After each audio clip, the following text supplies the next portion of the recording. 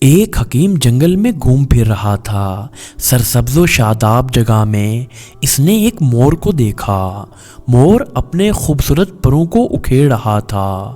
حکیم کو یہ ماجرا دیکھ کر بڑی حیرت ہوئی۔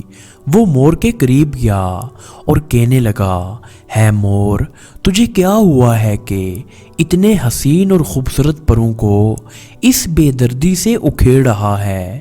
کیا تجھے یہ احساس نہیں کہ تیرا ایک ایک پر لوگ کس ذوق و شوق سے سنبھال کر رکھتے ہیں؟ نشانی کے طور پر یہ قرآن پاک کے اوراق میں رکھے جاتے ہیں، پھر تیرے نازک پروں کی پنکھیاں بنائی جاتی ہیں۔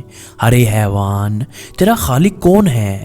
کس نے تیرے بدن پر یہ بے شمار نقش و نگار بنائے ہیں؟ اس پر مور نے کہا کہ ہے نادان، افسوس ہے تیری عقل و بصیرت پر کہ ابھی تک تو طلسم رنگ و بو میں گرفتار ہے، الٹا مجھ پر اکھیڑنے پر ملامت کرتا ہے اور مجھے ہی ملزم ٹھہرا رہا ہے۔ کیا تو نہیں جانتا کہ ہر طرف سے سینکڑوں بلائیں انہی بازوؤں کے لیے میری طرف آتی ہیں؟ ظالم شکاری انہی پروں کے لیے ہر طرف جال بچھاتا ہے۔ کتنے ہی سنگ دل تیر انداز ہیں جو انہی پروں کی خاطر میری جان سے کھیلتے ہیں۔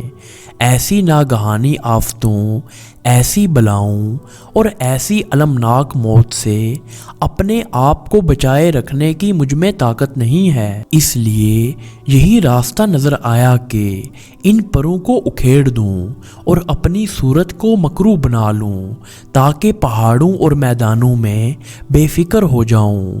میرے نزدیک جان کی حفاظت بالوں پر کی حفاظت سے زیادہ ضروری اور اہم ہے۔